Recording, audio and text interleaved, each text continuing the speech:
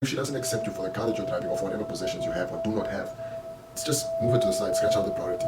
So in this video, what I'm going to do is I'm going to share the 5 money lessons that I've learned since starting my entrepreneurial journey.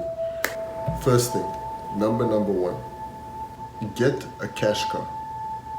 There is immense value and mental freedom when you have a cash car.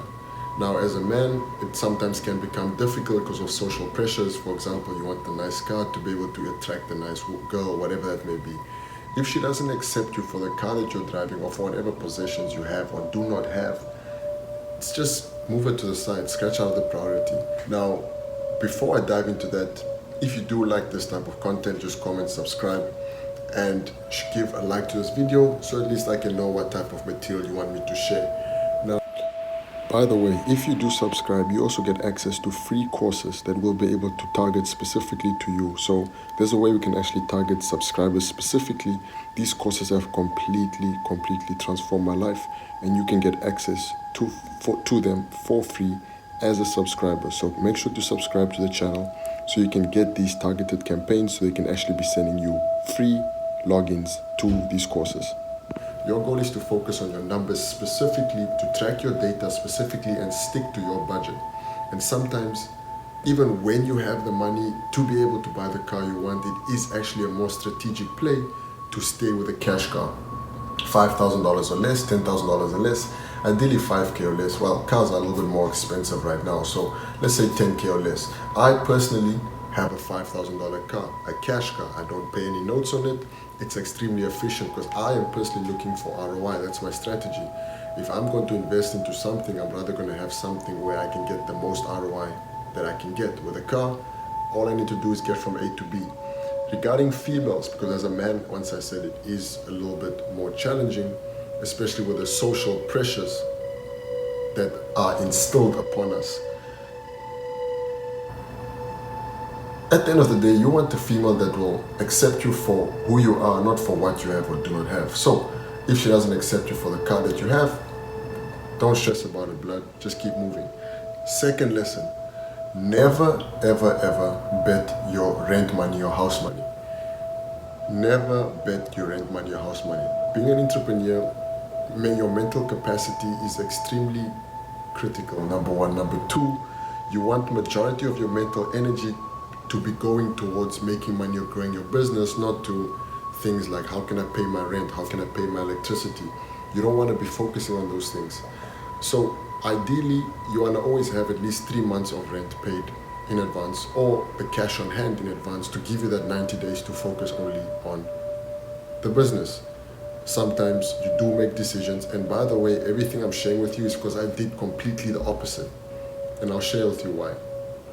So never bet your rent or house money. Number 3, which is start building a savings account. It's super critical. Say for instance, you're only making $500 a month.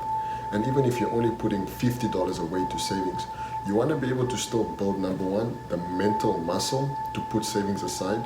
And number 2, you still want to have an account that you're accumulating that you never, ever touch no matter what. So that's the third lesson. Build a savings account no matter how much money you're making. As an entrepreneur, this gives you a lot of freedom in the long run because the compounding effect of that creates in a position of mental ease as well. Number 4, which is build an emergency fund. So you want to build a savings account, even if you're putting $5, $10 aside, but also build an emergency account, even if you're putting $5, $10 aside. All these things continuously need to build up, but also we need to train our mind to be able to put money aside. Very critical. Start doing this from day one. And number 5, the last lesson is that you always want to track your income to a T. Now, preferably track your income weekly, because what's going to happen is that it's going to force your mind to start thinking in terms of how can I make money weekly. Many of the times, which I'll go into another lesson, but another lesson is that, which I'll go into another video, but another lesson is that there is a lot of value having a job.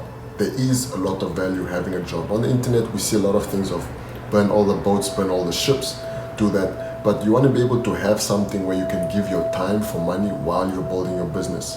Whether this be a waiter job, I haven't done that option. Whether you coach a sport, I've taken that option.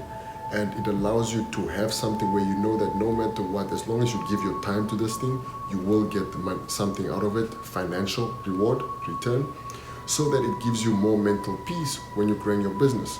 Because at the beginning in your business journey, there's still so much we have to learn. And you're going to struggle for a lot longer than what you expect. That's the most important thing. Anticipate that you will struggle longer or struggle for longer than what you expect. And this is where the cash job comes in. This is where the savings account comes in. This is where the emergency account comes in. This is where never betting the house money comes in. All these things help you, put you in a better state so you can weather through those storms, not only realistically, but also mentally and emotionally.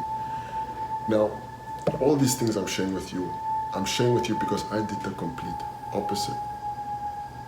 I didn't build a savings account. I didn't build an emergency account. I betted my rent money. I betted my house money. I never got a cash car. I went and got the car that I wanted immediately. I took a note at a high interest because I didn't have my credit built out. So I was paying for the car I had. I was paying double the amount I was supposed to pay monthly because I just wanted the car. Bad move. Betting on the house money. I got evicted. Bad move. Didn't build savings, didn't build emergency account. When things had to take place or I had to take care of things where I needed these funds, I didn't have the funds to do that. Bad move. And the last one is tracking your money and really paying attention to where it is. I didn't do that, so what happens is that your mind isn't really focused on the bottom line. You don't actually know what you're doing, what you're having, and tracking the progress of that. You need to be able to track the progress of that in order to get the mind focusing on that on a regular basis. And then training the mind to think in a certain way. So if you think of your income on a monthly basis and you only track that monthly, you're really only training your mind to think of how to make money every month. But if you narrow that down to the week, now you train the mind to think of, okay, what can I do to bring money in this week? And then later, if you want, you can go in per day. But personally, I'm at the weekly state, and that's a good spot for me where I'm at based on what I'm doing. You want to relate it to the business you're in, you want to relate it to the ventures that you're engaging in, and then use that as a basis point to, okay, what is a good point to track my money, etc., etc. So if you do like this content, please comment, subscribe, and share. We do not run any ads to these videos. The only way that we can help more entrepreneurs is by you sharing this video right now. So if you got value from this, all I ask is that you just share this with your close friend and get them to watch it so the lessons that you have learned, they can learn as well.